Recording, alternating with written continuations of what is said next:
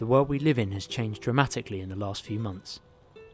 With millions of us adapting to life under lockdown, many are struggling with self-isolating and social distancing. Now is as good a time as any to put your mind to something and develop your knowledge of nature and the outside world. We need to go back to basics, to reset the clock and focus on what really matters. We need to learn from this.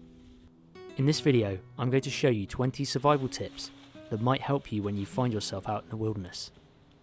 Before I get into it, I'd like to thank Skillshare for sponsoring the episode. Skillshare is an online learning community that provides thousands of courses and inspiring classes for those people looking to be creative and learn new skills to keep boredom, anxiety and lethargicness at bay. With the birth of my firstborn daughter just a few months ago, I'm trying to get used to a new life whilst maintaining my full-time job. I've been watching Greg McKeown's class on simple productivity and how to accomplish more with less. It's taught me how to prioritise and use my time more wisely, something I've never been good at. There's a variety of different classes on Skillshare, from photography to art, productivity, entrepreneurship, languages and much more. These courses help manage stress and focus your mind, so if you're looking to further develop your knowledge and skill set, this is the place for you. Skillshare is giving away 2 free months of premium memberships to the first 1,000 people who click the link in the description box to help you explore your creativity, and after that, it's only around $10 a month. Now, let's learn some survival skills. Doldinia concentrica, the cramp ball fungus, also known as the coal fungus. It can be found on dead or decomposing ash trees. When dry, this fungus can take a spark from a ferrocerium rod, and it can burn for many hours. As well as its use in firelighting, it can also be used as a mosquito repellent. Simply split the top of a stick into 4 using your knife. Use small sticks to wedge it open. Place your smouldering cramp ball fungus inside and cover with moss. This will create a pungent smoke, which will deter flying bugs from your camp. These bug torches can burn for many hours and can be moved from place to place. The humble tin can. It has many uses in the survival world. Snap off the ring pull by gently moving it backwards and forwards. Break one end of the ring and bend it 90 degrees. Using a stone, sharpen the tip by rubbing it against the rough surface to create a sharp point. Now you have a makeshift fishing hook. Tie this to some string or fishing line, bait it up with worms, grubs or maggots, and you are good to go. The rest of the tin can be used to make a candle lantern or stove. Using your knife and some gloves so you don't cut yourself, cut down the length of the tin can. Then make 2 more cuts across the top and the bottom of your first cut. It should form the shape of a capital I. Gently fold out the side walls of the can and you have a candle lantern with built-in wind deflectors. If you need to cook food or boil water, simply light a fire and add twigs to the stove. Place your cooking container on top and just keep feeding twigs to keep the fire going. You can get a much stronger flame by facing the opening of the tin can towards the wind. The extra oxygen being forced into the fire will result in a more efficient burn. Many coniferous trees produce resin, a sticky glue-like substance which helps the tree protect itself from various pests and heal any wounds from broken branches. You can collect the white resin using your knife or a stick. I would recommend using a stick as the resin is hard to get off your knife. Collect it in a metal container. A tin can works well. Put this on the fire and wait for it to melt. Once melted, it will look like black tar. This is called pitch. It is very flammable due to the high levels of resin. When it has cooled slightly, begin moulding it around a small stick. You can use your hand once it is cool enough to do so. Once it has completely cooled, it will go rock hard. This is nature's primitive glue. You can take it with you in your camping kit and melt it back down again whenever you need it. I used some recently to weather seal the mortise and tenon joints on the Anglo-Saxon house that we have been constructing. There is a link to this series in the video description. If you find yourself in the woods and you have no cup to drink or collect water from, then fear not. You can fashion one out of a stick. Find a stick or small log with a diameter of around 3 inches and a height of roughly 6 inches. Place your knife blade down the middle of the wood and carefully batten it down until the blade cuts through. Before you split the log entirely, make another cross-section cut at 90 degrees to the one you just made. Now split the log into 4 separate pieces. Number each individual piece of the log on the underside using a pen, charcoal, or a stick wiped in mud. This will help you piece them back together again when it comes to finishing the cup. On each individual piece, saw a groove about an inch above the bottom of the cup. Then use your knife to split the inner parts of the quarters off. Tidy these cuts up afterwards to make sure they are smooth and even. Now, when you put the pieces back together again, you will have a cavity. Fasten the cup together with some cordage. Here I am using bank line and a simple lashing.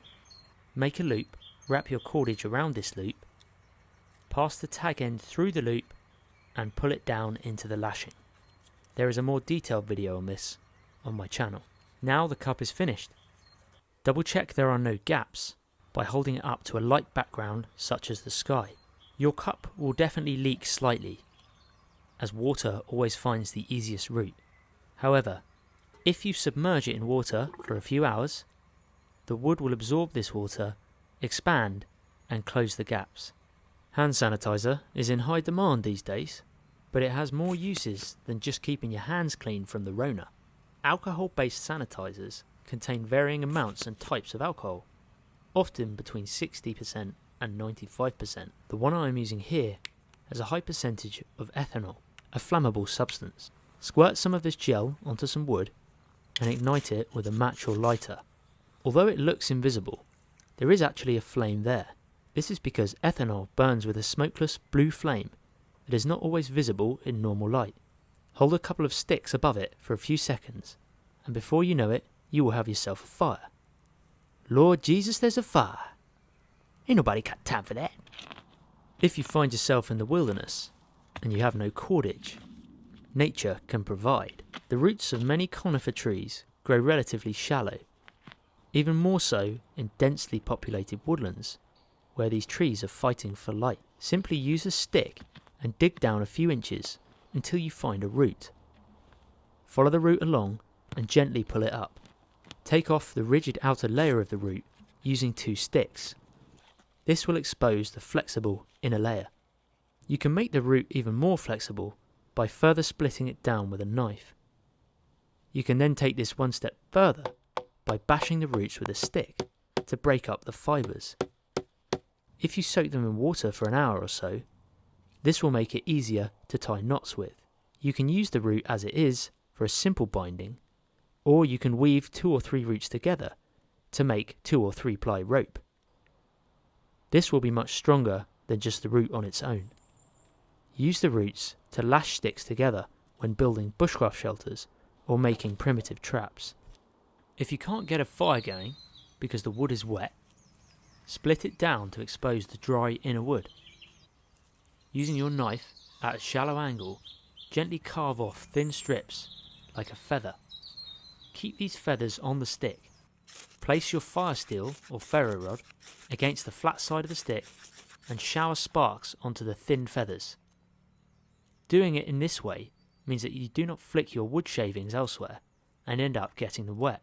Gently rotate the stick to allow the flame to crawl up the wood shavings and get stronger. Quick tip: note that I made very small curls at the base of the stick when I finished. This is so that they are more likely to ignite when using a ferro rod. Clematis is a climbing vine that is commonly found in deciduous woodlands here in the UK. It has many uses. If you find yourself in the woods with no backpack or carrying container, you can fashion a basket using the vine of the clematis. You will often find it climbing up a large tree. Pull the vine down, but note, don't take the whole plant. 1 or 2 vines is all you need. You will need to gather various diameter of vine. The main frame of the basket needs to be about 1 to 1.5 inches thick, and then some smaller, thinner ones are needed for the weave. Firstly, make a spider-like structure with 3 pieces of the large vine. Then, Using the thinner diameter, weave in and out, going diagonally across the large vine each time. Once you have your main framework in place, you can begin your weave. Start with the thin vines and weave over and under the thick vines. Once you have weaved an area for the base of the basket, you can begin to use the thicker vines weaved in and out to create the basket itself. Finally, cut off the ends of the thick vine, or fold them back into the basket, and leave two opposite ends remaining. These can be lashed together to make a carrying handle, and now you have yourself a basket, which you could use for carrying your gear or harvesting wild edibles. If you have the need to chop firewood, but you have no solid chopping block, you can use a log laid horizontally on the ground. Lean the log that you want to split against this base log. Make sure only the top end of the log is touching the bottom log, and chop down to split the wood. It is actually safer to do this with a longer axe and not a hatchet. Keep your knees bent and legs apart. That way, if you miss, your axe head gets buried into the ground and not into your foot. As a word of warning, it's probably best not to attempt this if you are a beginner, and make sure the bottom log is on hard ground if possible. Do you find yourself having lots of loose cordage that is constantly getting tangled and messy? You can sort this by using a simple method to hank up your cord and keep it tidy. Place one end of the cord on the V in between your thumb and forefinger. Pinch it there, and then loop the cord over your baby finger and round back over your thumb in a figure of 8 movement. With a slight rotation of your hand, you can wrap the cordage fast and tighten it off around your finger. By wrapping up the cordage this way, you now have the option of quick deployment. By simply pulling on the cord, it will unravel fast and it's ready to use right away. No having to undo knots and tangles. If you wake up in the morning and your fire has completely gone out and there are no embers, you can still get it going again. As my friend Dustin from Bushcraft Tools demonstrates here, pick up some of the powdered white ash and fine grains of charcoal. Place this into some cotton wool and roll it into a tube-like shape like a cigarette. The tighter and more compact you roll it, the greater the chance of getting an ember. Using a flat piece of wood, begin rolling the cotton wool backwards and forwards, applying pressure as you do it. The laws of physics apply here. The downward pressure and backwards and forwards movement is creating friction, and friction creates heat, which, when hot enough, will warm up the ash and charcoal particles and create smoke. When you add oxygen to the cotton wool, an ember is created, and this can be placed in a dry tinder bundle. The cedar tree is one of nature's best providers of natural materials. It has so many uses. The leaves, branches, bark, and roots can all be used as either building materials or for firelighting. It is also incredibly rot resistant, which is why it is commonly used to build log cabins and wilderness structures. The inner bark of cedar can not only be fluffed up and used as a tinder bundle, but it can also be split down and used as natural rope or cordage. I have used it to lash together a hazel frame when building a Native American wigwam.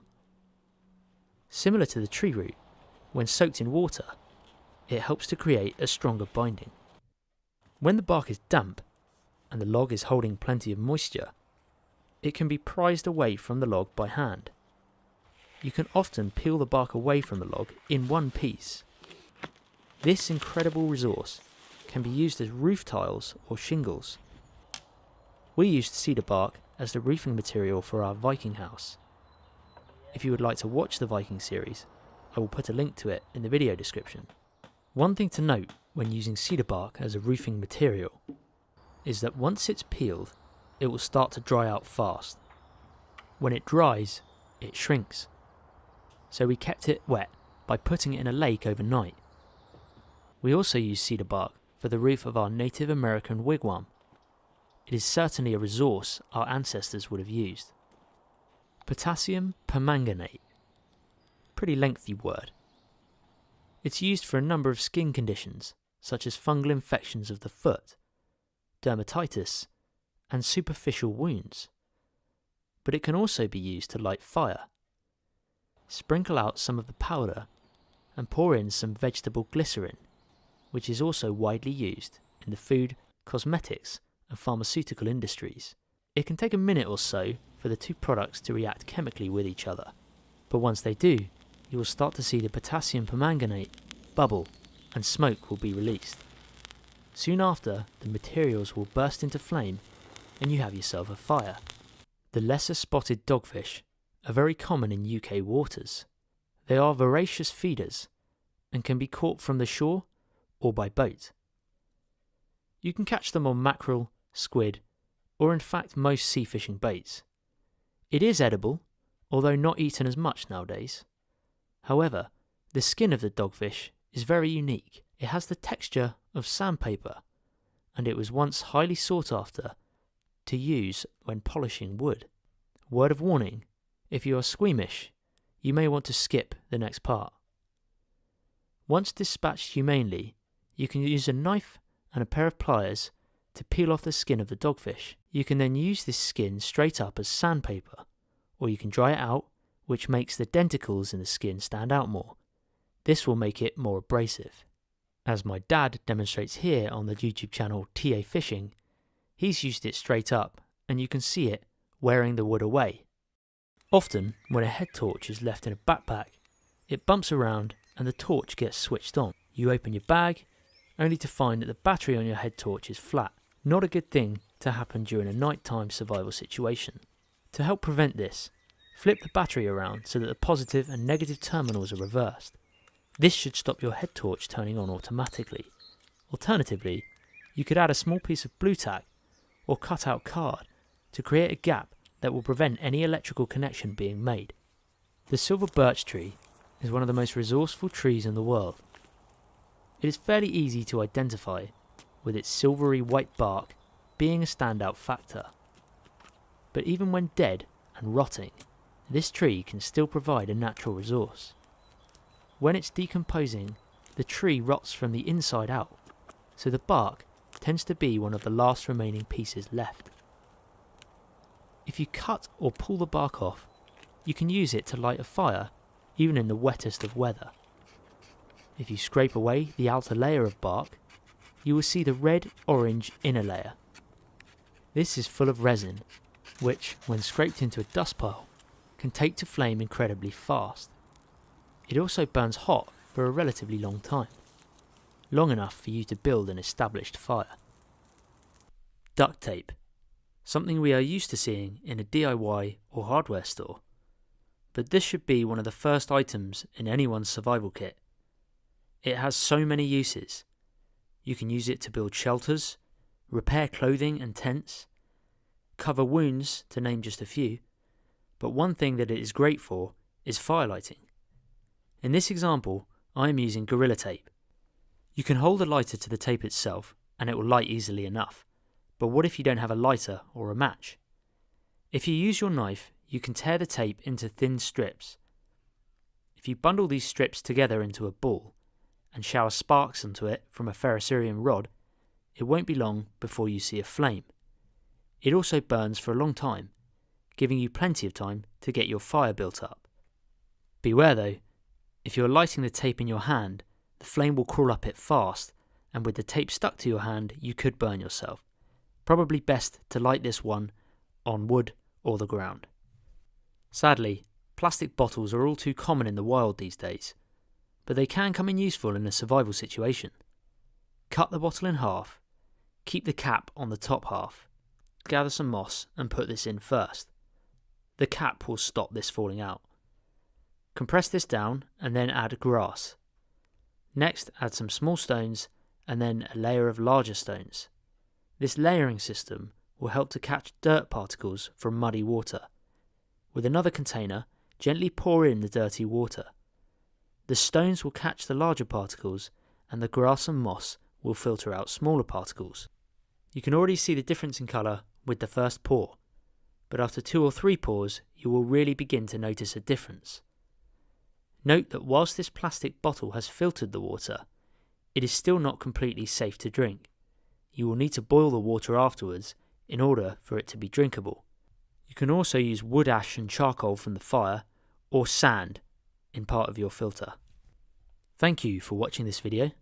I hope that you learned something from it and that you can apply some of these skills when you're out there in the wild. Big thank you to Skillshare for sponsoring us. Remember, the first 1,000 people to click the link in the description will get 2 months premium membership for free. See you in the next episode.